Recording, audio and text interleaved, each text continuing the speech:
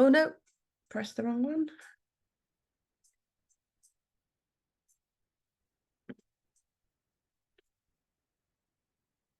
Right, here we are. It's Thursday. It's 11 a.m. It's QT Conversations. And this is what I've discovered. This is actually the Qualified Tutor podcast. This is what we do every week. Am I right, Dee? And that's why you're so blooming good at it, because you are the podcast queen. There you are. So we're live on LinkedIn. We're recording this, goes on YouTube, goes in our newsletter. And actually people are watching and following and all of those things. And the reason why they're doing that is because we, in our gentle way, are making change through these conversations. And the change that we're making, as you know, is all about raising standards in tutoring together. And that together piece is the bit that really makes my heart flip, because the texture and the quality of the qualified tutor community gets better every year. These conversations are the beating heart. Well, also the WhatsApp group, but that is just pure drama. I mean, goodness me, you guys are balmy on there. This morning's highlight was Holly Humphrey's out of hours, which does not say I'm on annual leave. It says I'm on the beach in Dubai, which is cruel but fun. When did she post that? I didn't see that. Yes, she did. It's in, oh, I know why. Sorry to do that. It's in the business members group because somebody was talking about recruit. Sorry, I know you can't cope with the FOMO. I know. Look at the face. I'm going to share it with you. So, what are we really doing in this conversation? Mohsin! Hi guys. How are you doing? Hello. I'm doing great. How about Looking you? How's smart everyone? today, right? Is Good. it? Oh, White is probably a little of Kevin's my mum sending thing. him out on a date later. Well, I take those decisions now myself. That's why I'm more of Whoa, working. that's big. That is big. I've got my Yeah. MBA. I can make my own dating decisions. Yeah, kind of. I mean, it's still not safe to say that, but yeah. You're right, it's not. So my lovelies, this is our opportunity live on LinkedIn to discuss what's going on in the tutoring world. I have been planning the Qualified Tutor Christmas party. I'm calling it what am I calling it? An online party for tutors. Because those of us who aren't celebrating Christmas still have ugly jumpers to share. There's going to be games, there's going to be prizes, it's going to be fun. Kaylee and I are hosting. It's going to be very neurodiversity friendly. There will be some men there, Mohsin, you'll be glad to hear, because you know what the qualified tutor community is like. And as inclusive as possible. We're really factoring in all the neurodiverse needs of our membership in planning this event, which I think is really through and through. My life is thoroughly overwhelming right now. We've got business works happening currently. They're changing the skip outside my office window, which is the great big truck that takes the full one, changing it with the empty one, brings out the inner 4-year-old in me because I really want to watch, because it's such a cool thing. And there's builders stomping on the roof of my house from 7:15 every morning. These are not complaints, because what I've noticed is that I thrive on a certain amount of chaos. I like it. So I just finished my writing course and I'm signing up for the next one. I've got the building work. I've got 5 mad children, each one who is taking me to the next level. I'm calling it professional development, basically. And the dog, who is by far the best behaved person in the house, except at 3:30 in the morning when she barks. And I have mercy on my lovely neighbors, my lovely elderly neighbors next door, who never complain and always let me park on their driveway. And so I'm doing the night shift with the dog at the moment. So that is my personal optimal level of chaos. Before we dive into the themes for the day, I would love to hear from you about what optimal looks like. Well, my life's definitely not optimal at the moment because I'm still waiting for my hand to fully heal up. So I daren't do any thing that might, because it's pulling on that part of my hand. So I've been completely out of routine with my gym stuff for over a week, which is messing with my head big style. And I'm just kind of feeling that I don't like December. I'd much, if I could wave a magic wand and wake up on the 1st of January, that would be an ideal solution for all of this for me. Yeah, So I'm Jack. just Jack it's is the person who grinning hates. and bearing it until we Yeah. come out the other side. Beautiful. Thank you for sharing that with us. Mohsin, what does optimal look like for you? Well, I think that's probably the hardest question to answer because That's how we roll. yeah, I mean I don't know. It's honestly not really thought about it. I don't know the way I've gone by since the past 2 3 years more or less is just it's been more of work and just trying to manage your own stuff. So yeah, I would probably say optimal is I'm just trying to manage between work and some personal self time. Just like Dee mentioned, having a little of gym or maybe having some sports or going out doing something. So it's like I mean everybody was actually texting me asking, will you be taking off during these winter these vacations coming? And I was like, no, because just that there are a few things I got to take care of. So I don't know. I'm kind of all over the place answering that question, to be honest. I'm not so sure. I'm not so sure is a really healthy place to be and much better than blagging an answer. Much respect to that. Jenna, Yeah. what Can is you optimal hear me? for you? Is it working? Yeah. Hey. Right now, optimal is not my current day, which is no power and the alarm screaming in the background and a dog on top of me and mobile and no routine. But optimal is chaos often for me. I thrive in chaos. Yeah, it's interesting, isn't it? And it's such a broader perspective of what we're asking from our students, right? So this morning, Odette and Kaylee and I met and we were planning before we were planning the QT Christmas party, I arrived 4 minutes late and they were talking about Odette's balmy children. Like the technical term for her children is balmy, delicious, delightful, charming, and which is such a lovely relatable thing. And I was saying, Kaylee's talking about her little 2-year-old and one on the way, and Odette and I like, don't tell her number 2's harder and madder, and madder. And then we were talking about how we as we know, we ask our young people to conform to boxes, systems, routines that are all about people management, but not about optimizing. So I thought that today we would talk a little bit about what optimal looks like for our students, for our young people. We've spoken a bit about safe, skilled, and supported in the past, and I feel like that's a really healthy way to start, where safe, skilled, and supported means different things for different people. What feels safe to me doesn't necessarily feel safe to the next person, because, as I said, I thrive on a little bit of being out there, feeling like I'm right at the bottom of a steep learning curve. That for me feels right. And if I'm not there, I feel like I'm not stretched enough and I'm not optimized. And I'm really, really aware of that right now. So if Dee, you see me in a blue funk, because you know what my blue funk looks like, that's what's going on. I'm not stretched enough. And so I'd love to talk about what it looks like when your students are right there in that space of I'm stretching them enough, and what it looks like when they're not. So one more thing to drop in before we start exploring what does optimal look like for your young people and how you make that happen for them is my 12-year-old, who you guys all know is home at the moment, had a session with our wonderful Christopher Banham, who's a QT member, who is a history, RE, and I want to say philosophy tutor, but it might be something else. And Christopher talks about himself as a person who was recently diagnosed with autism.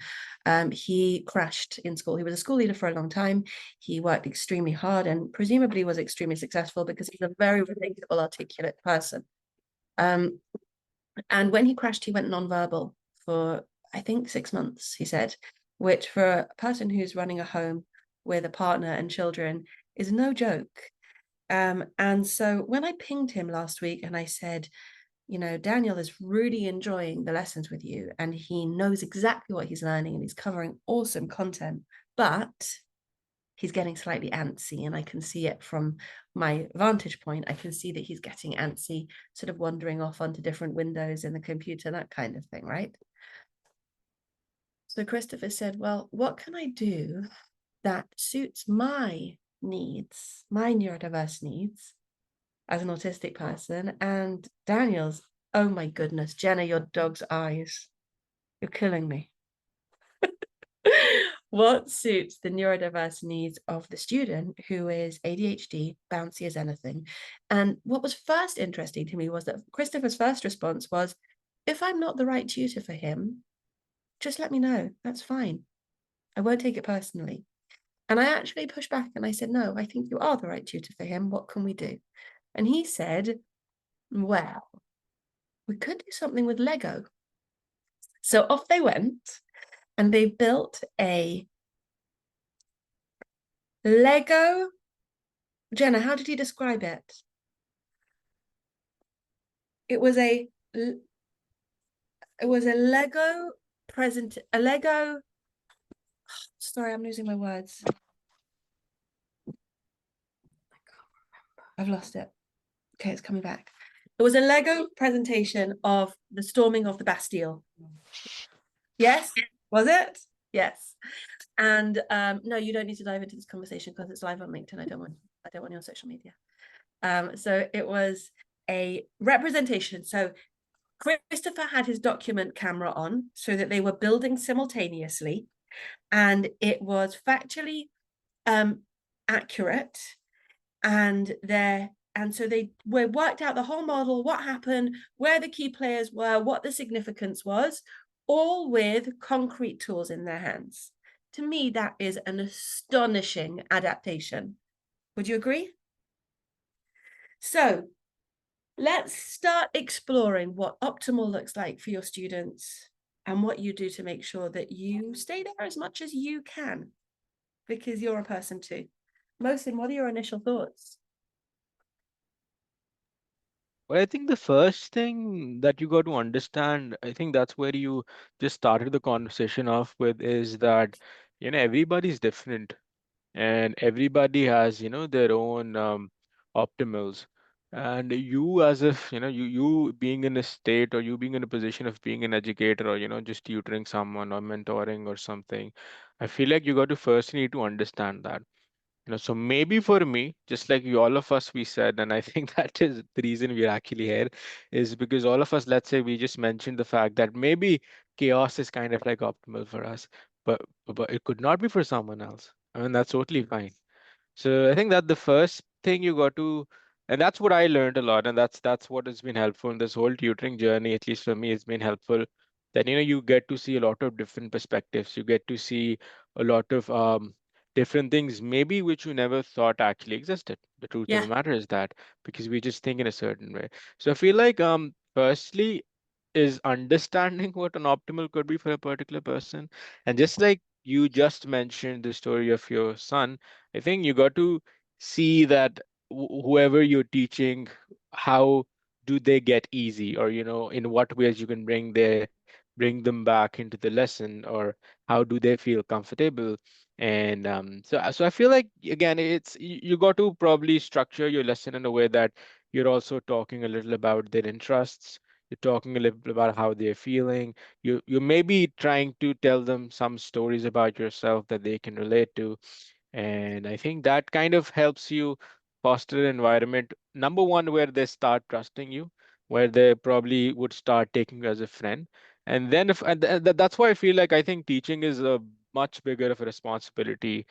It's not just, let's say, me sitting down and teaching your networks thing. I mean, it's also me maybe trying to tell you, or maybe trying to help you understand how you need to go about things, how it's fine to not do well some days, how maybe some days the best that you can do is just try and show up, which is totally all right. So I feel like so where I'd want to end this answer is that I think the first thing is realizing that everybody's optimal is really different. It's like you cannot.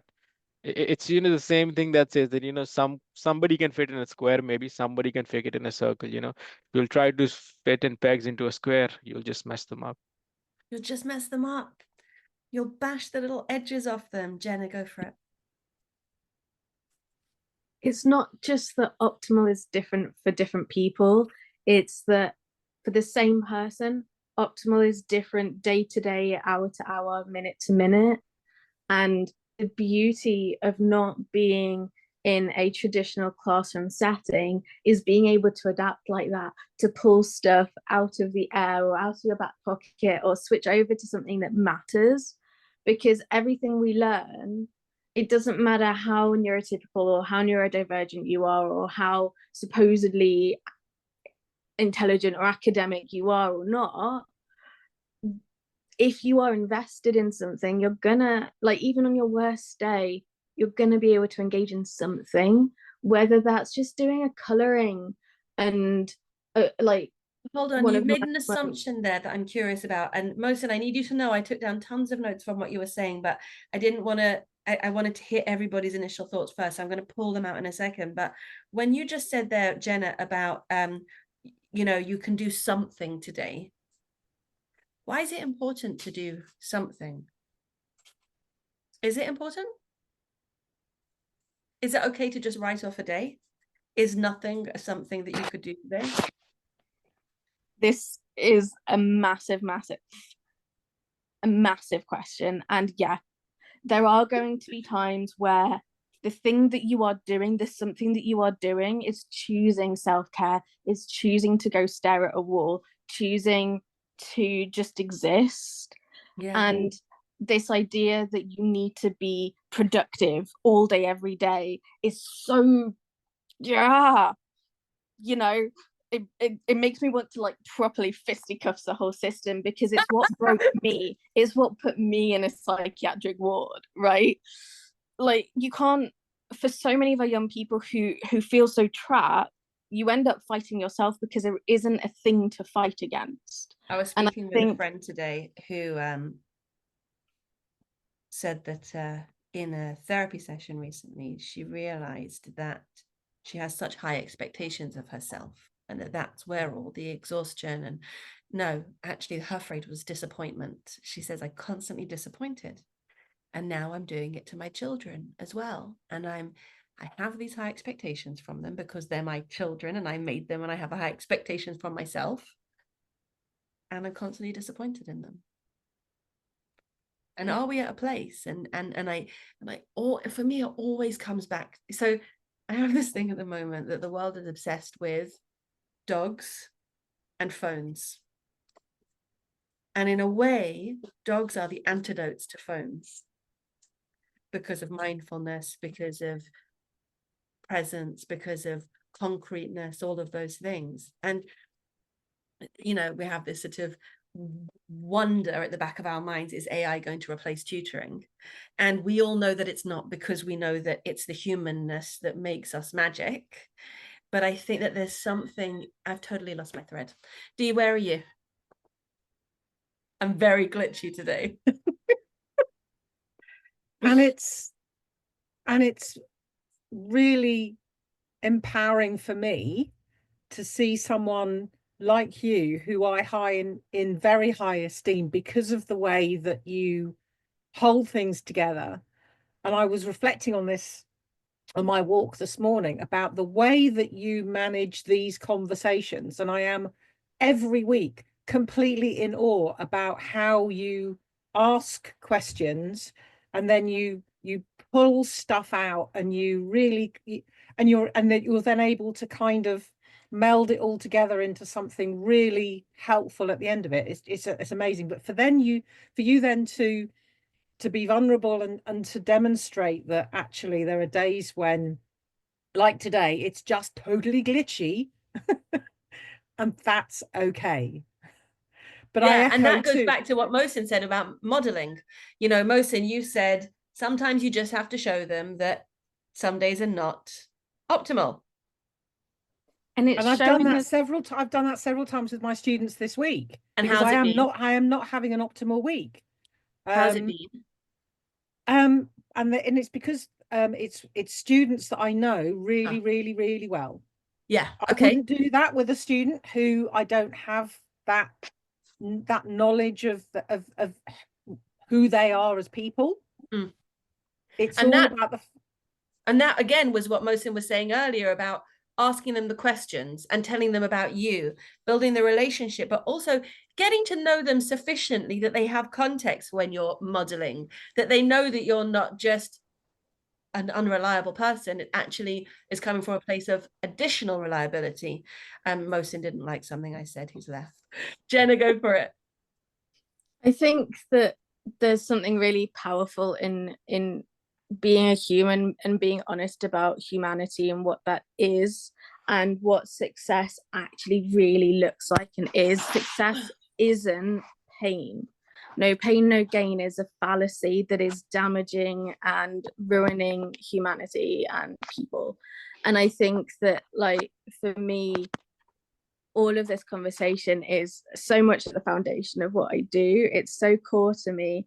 And I am someone who was that gifted and talented child that was pushed like that. And to this day, that level of perfectionism is really, really hard to fight every day. And I think the thing that I find myself like wanting to get through to young people the most is that you don't have to have 100 things ticked off your to-do list in their entirety in order to feel like you've had a successful day, in order to have been productive. And if yet, you are broken and you are glitchy and you are spending 10 hours and tears and frustration and making yourself feel unwell to achieve something and be productive, that isn't being productive. What is productive in that moment is taking time to just exist, to go do some coloring. And if you feel like, in order to give yourself that permission, you pick, like, for example, I've got a science student and she's really struggling with the idea of doing formal science. So I printed off a ton of coloring pages. And I mean, this is a teenager, 17, 18-year-old young person who's very academic. I printed off science themed coloring pages where it's the inside of cells all like nice. And it's great. And she was like, this counts as doing a science lesson. And I'm like, yeah, if that's what you need right now, that's what we'll do. If it's putting on a podcast or putting a video on in the background that you can't even concentrate on, but so that you feel like you've done what you wanted to do. And that's the bit that's important, is the feeling. It doesn't matter if you've ticked 10 things off, 1 thing off, 100 things off, or you've changed your list entirely if you don't feel it. I love it. Now I'm going to push you. Okay.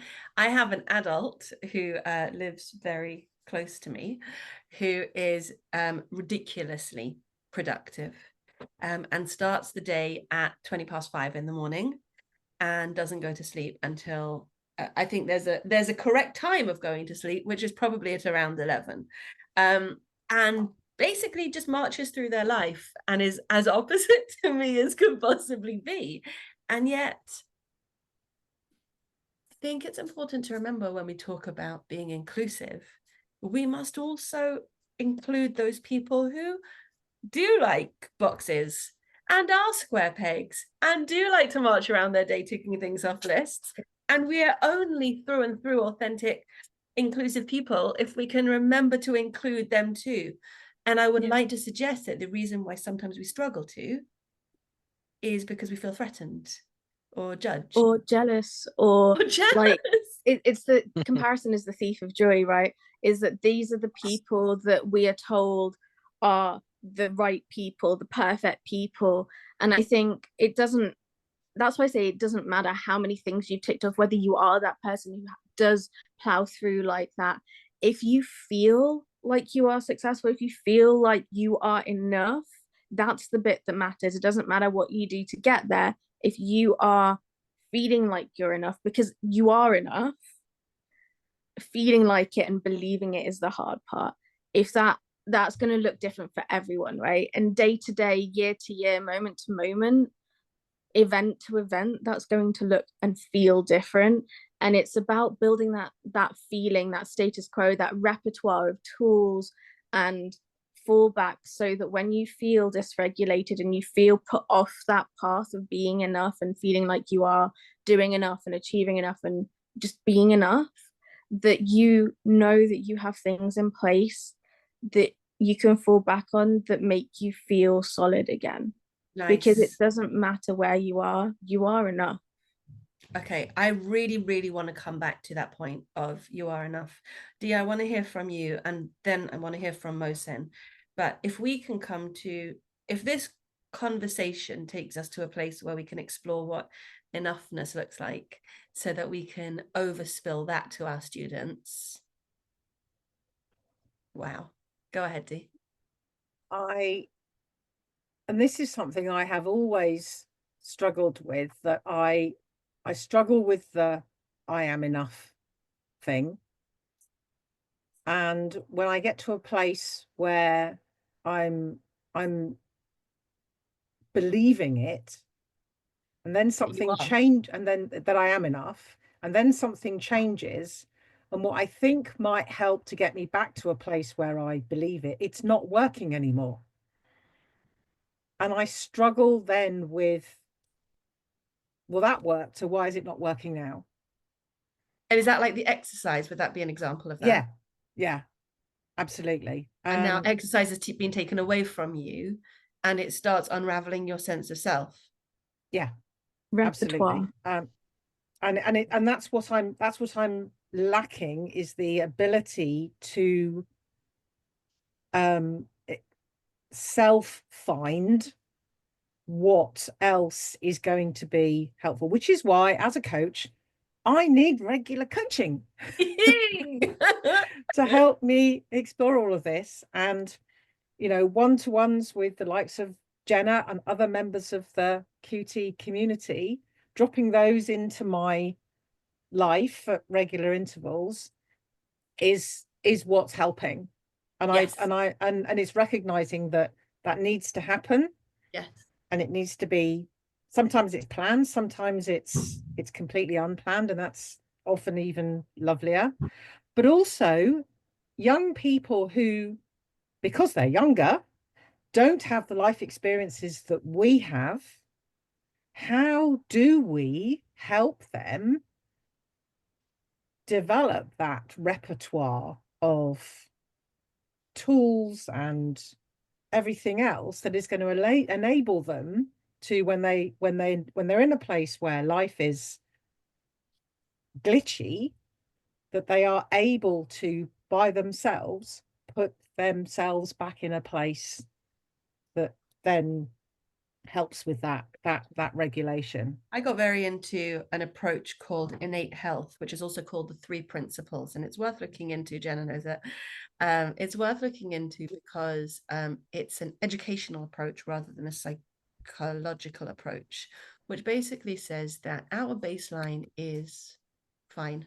Our baseline is health, and what happens in life is a process of unlearning. And if we can just remind our young people of their innate health, so rather than, you know, mindfulness is a process of strategies, innate health is much more about understanding that all you need to do is remember that your very existence is coming from a place. I've lost it again. Mohsen, go for it. Well, again, I think the problem, the way I see it, the problem stems from, the standards that we guys have sort of already set in. And by we, I mean a community, probably, I would say maybe 20 years older than me, 30 years older than me. At least that's at least the way I see it. So, for example, I mean, I would be, let's say, very fond of a certain celebrity. And the truth is that all I get to see about the celebrity is his or her shine. I get to see that he became an overnight success. I get to see that he, I don't know, got a villa over there, or he just bought an island, or God knows what. And what I don't ever actually get to see, and that's truth for, I feel like most of the students, um, at the young ages, they don't get to see the problems. They don't get to see what they've been through. They don't get to see the downsides. So I feel like we've just sort of made a very distorted community where the expectations are just so misaligned. They're borderline unrealistic. And I mean, that is what I think, at least now I'm like very comfortable talking about the issues, let's say, that I've had. I keep on telling people that, yeah, I scored well, but there were times when I did really bad due to some personal reasons or whatever reasons. But there are maybe very good things that you can, let's say, see, or, a great sheet which looks really good. But, there have been some other issues that I had to deal with. So I feel like we just need to start appreciating the we just need to start appreciating what you can say, the unshine, if I would say. We need Nice. to we need to stop. Authenticity.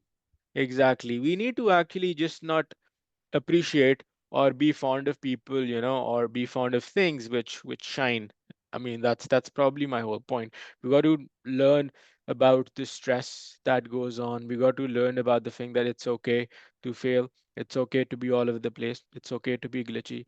And that's one place where we can actually, just like you were mentioning, we can talk about it from our own experience. Because I know for a fact by now, maybe 5 years back, if you would ask me, I would have said that no, no, no, no, this guy's perfect. No, no, no, this person's perfect. But I know for a fact that if I talk about all four of us right now, I'm sure that we have our stuff. And at least by this point, we've been through at least something in our life which has absolutely placed us off the whole plate and made us realize that, okay, it's fine. You can recover, but it's okay to be in that place as well. That's right. That's right. And then what does recovery look like? And where do those experiences sit then? Do you wash them out?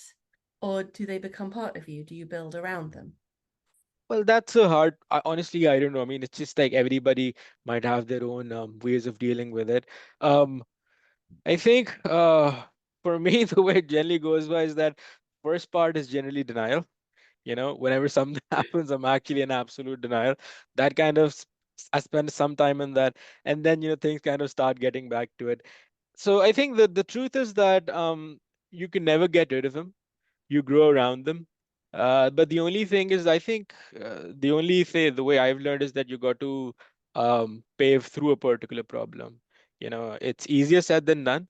And the truth of the matter is that I think so. Let's say one thing happens, whatever, it could be anything. It could be like, I don't know, failing in a particular subject, which is totally normal, even for the smartest people. That's fine.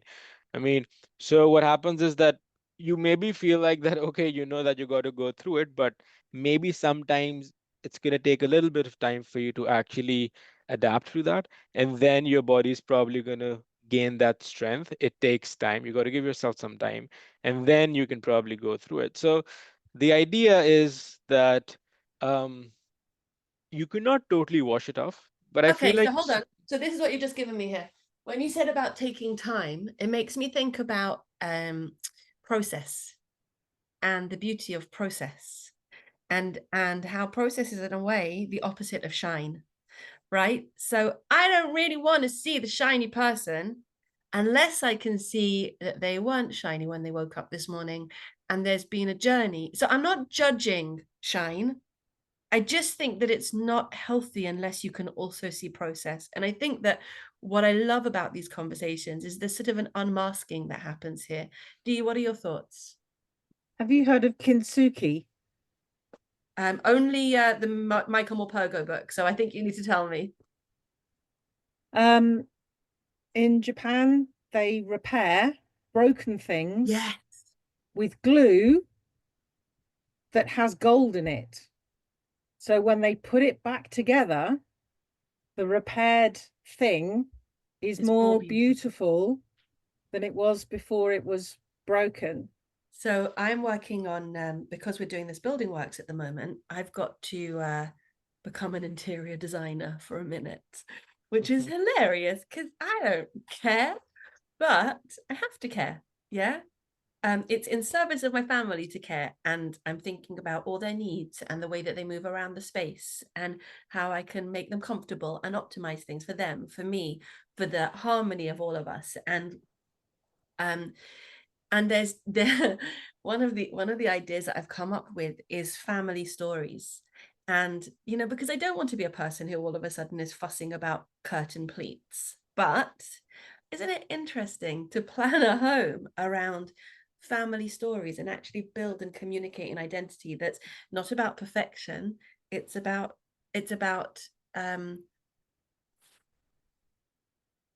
just something really unique, that is beautiful because it means what it means to us. And that's what I'm trying to tap into with this like interior design project. And so where you say it's more beautiful because it's got gold in it, and I'm thinking to myself, oh, but it's going to be it's going to be asymmetrical, and it's going to be a bit of a random thing, and the other ones in the shelf are not going to match it.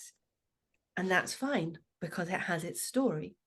And really what it's telling you is somebody broke me on a Tuesday at 3:00 in the afternoon. Somebody dropped me. And that actually, it's more than just talking about imperfection or growth experiences. It's also locating me in time and place. It's also about process. So I didn't realize that this conversation was going to become as deep and profound as it did today. But I told you that I wanted to come back to enoughness, because there has to be purpose in all of these conversations. I studied philosophy at university, and it was purposeless and made me sad. And so let's see if we can pull together some purpose here. And Dee, what you said before about how much you appreciate the way I host these conversations is really helpful, because it's about making connections, and it's about elevating our thinking to make it purposeful. So let's pull back on that theme of enoughness that Jenna spoke about before. And Jenna, if you could start us off by,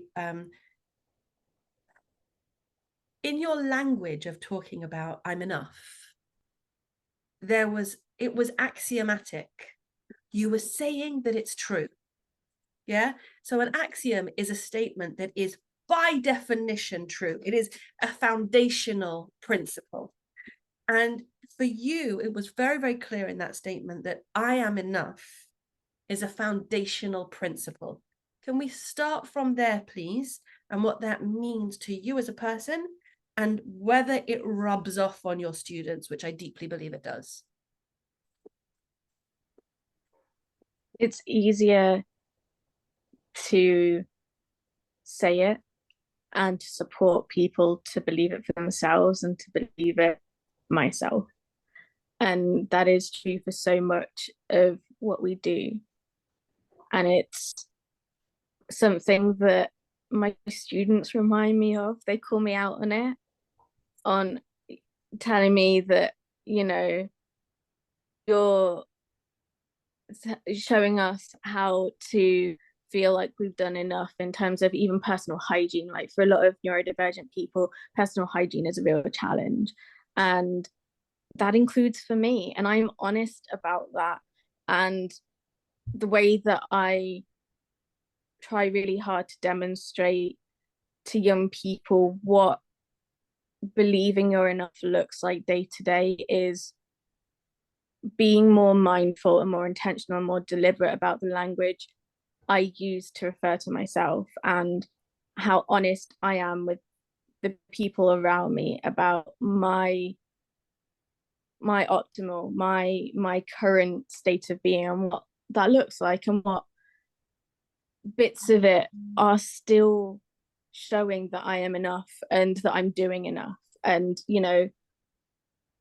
I think when it comes full circle, I think that's when you know that you've made that difference and that young person starting to see that for themselves.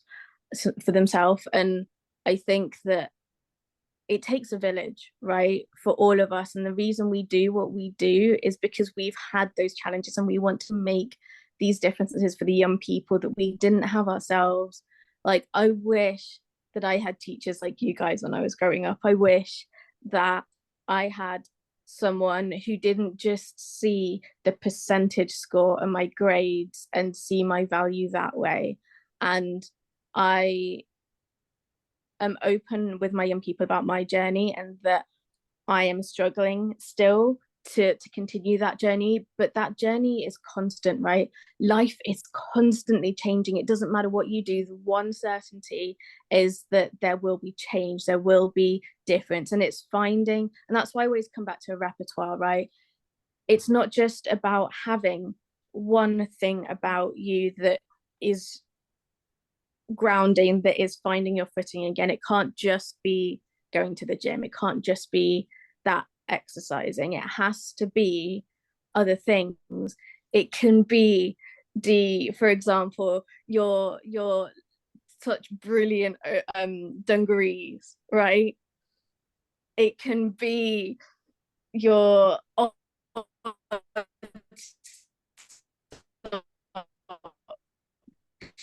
brightly colored socks. It can be those little things, and finding those little things and always having something. So for me, one of the things I did during my GCSEs, which I come back to now in a very different way. So during my GCSEs, I had these 2 little magnetic felt elephants that were gifted to me by some friends. And I kept them in my pocket during my GCSE exams, and I would squeeze onto them for dear life. And, you know, now I still have those elephants. And I know exactly where they are. They're over there, still packed up because I haven't found the right place for them yet. And I use them to remind me of who I am and what my journey has been. And it's finding those grounding moments, whether it's the right, like some fun stationery, right? Whether it's just having that fun list on the wall of self-care things. And I have a thing with the young people that I do where in your day, especially like if I'm working with a young person who's home educated that I'm working with in their home, they're in their home all day, every day. And that can be a lot. So you do something academic, sure, but you do something that's just fun for your brain. You do something that's fun and good for your body. You do something that is silly. You do something that is, I call them an adventure a day. And it's having the breadth of, and you don't pick it up when you're struggling to feel enough. You don't pick it up when you are discombobulated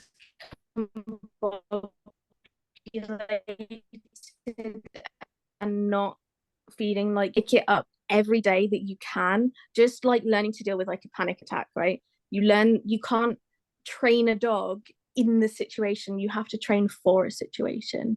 And it's building those little nuggets and having a reference point. If you are someone that won't be able to look internally and find that solidity internally, which most of us can't, you have someone else that can remind you. You have that list on the wall that you go to, or those, I have a few different systems that I use with different young people, and we swap it out. It's about novelty as well. It can't just be the same.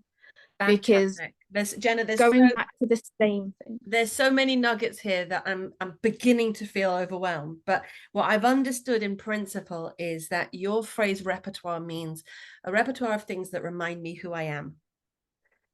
You've frozen, but at least you've frozen with a nice face on. There you are. You're back. Ooh. You're back. Your Wi-Fi went a little bit wonky a couple of times, but always at really key times. So when you said discombobulated, you froze. So it was like discombobulated, which is sort of what it feels like sometimes. Mohsin, what are your thoughts about enoughness? Well, I think the idea of enoughness also keeps on changing from day to day and from time to time. Um, Personally, I think it's kind of hard for me to even maybe have a certain classification as to what would be enough. I just know that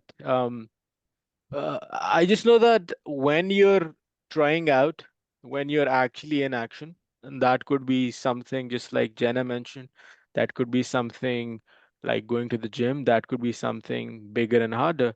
You do start feeling that way. And I think only with more and more and more experiences, you can actually realize that what is enough for you. Now, the deal breaker, which I've absolutely started hating now, and I feel like it has to be taken a lot more seriously for the younger generation, is that we've got so much of fake stuff to see around us. So maybe it's like I've spent the whole day, and trust me, it happened with me. So I mean, I could easily say that let's say I've spent the whole day, I've worked like what, 10 hours, I've done every bit. And then all of a sudden, I'm like on social media, okay, let's go check it out. And I'm like, okay, this happened. Okay, this happened.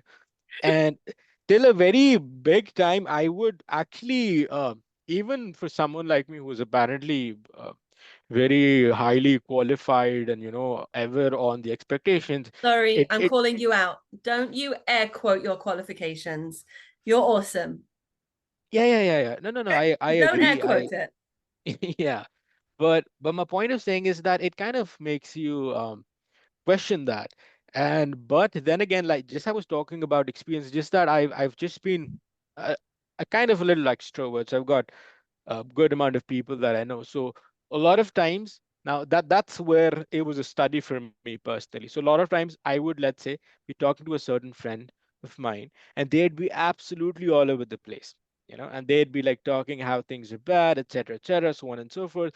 And I would feel like, okay, man, this is like the worst part of their life, maybe.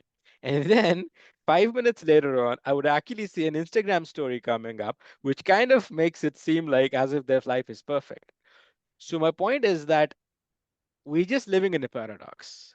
And I've started taking this very, very, very seriously by now, because I feel like that's what shapes you a lot. I mean, myself, I think Jenna probably was trying to mention the same thing, because it's no longer just about the people I see in my community, because maximum what, there are 50 people in my community? No, they're like thousands and thousands of Facebook friends and Instagram stuff. And it's like so I feel like cutting it out short, I feel like we got to address exactly nature, nurture, and algorithms. That's the word. So feel like we got to actually start addressing the fact that how enoughness is something that you can only learn from your own experience. I mean, not through comparisons. And I don't know, that's maybe where So it is. So what's beautiful about what you just said at the end there was that it's almost like you've redefined learning. So you've just said that you're learning through experience, which means so much more than, I'm going to build a brick wall to know how to build a brick wall. You're actually saying that so again, we've discussed before the distinction between learning and education, where education is a formal structure and learning is change and development and growth. And really, what I put in the chat there as you were exploring the idea was, and I always find this interesting with you, Mohsen, because you're younger than some of the people in the community, and so I feel like you've got more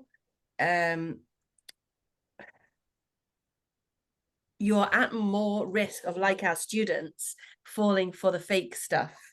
And I can see you seeing beyond it, and it becomes really interesting because that's the process of, almost like we're collecting our golden seams, we're collecting our threads that make us process driven. And we talk, and it sounds romantic, but really it's so profound, of an the wrinkles on an old face. Yeah, the wrinkles on an old face are the golden seams. I Those agree. are and how, again, like walking the dog is the antidote to shiny and fake, is all those signs of process. Somebody dropped me and I got up again, or I rolled over for a bit and then I got up. Dee, what are your thoughts? I know, isn't it big? This has been, yeah. Yes. I mean, my takeaway is that I mean, Jenna's just posted something about reflective learning journals that have overview or quick stat sections. So I need to have a chat with Jenna about this, because it's something that I find hard to do. I can write about my day at the end of the day, but I don't do the hard work of actually thinking about my day and how I felt about my day and the impact it had on me and what I can take from that. So it's been a reminder that there's more that I can do, and I need to find a couple of people who can perhaps help me explore that, because I don't know how to do it myself. Fantastic, fantastic. And finding people and leaning on people and that whole, I do feel like this conversation did go through safe, skilled, and supported, because to come back to people and it takes a village at the end is really profound. And as a member of your village, I don't necessarily believe that any of us need to collect more things to do. And that's why I hate sessions that have, what's your one, action point?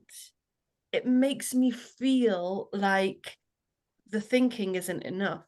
And actually, we know from our young people, we know for that coloring the inside of a cell is learning, because now she knows what the inside of a cell looks like, and that's its own learning. So again, it's this thing about us forgetting that the process is everything. It is life, it is learning, it is mindfulness, it is love. It is enough. Just the being here-ness is enough. The social media post that might come out of it will be a new thing for a new person that may benefit from it. The new activity will be a new thing with its own process. But to walk away from this session saying it's added to my task list actually doesn't make me feel comfortable, because I think that this was a change-making conversation. That's the goal. So I'm going to wrap up. It was bigger and heavier than ever before. I would love you guys to just give me a thumbs up about your thoughts on whether this really is the Qualified Tutor podcast. And that I can sort of talk about it as this is our conversation and this is what we're putting out into the world.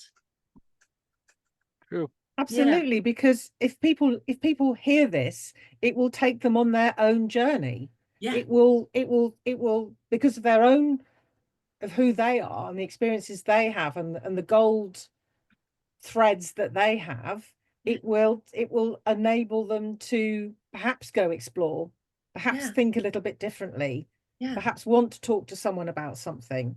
Yeah. And I call we don't know. The ripple effect is just fantastic. The ripple effect is gorgeous.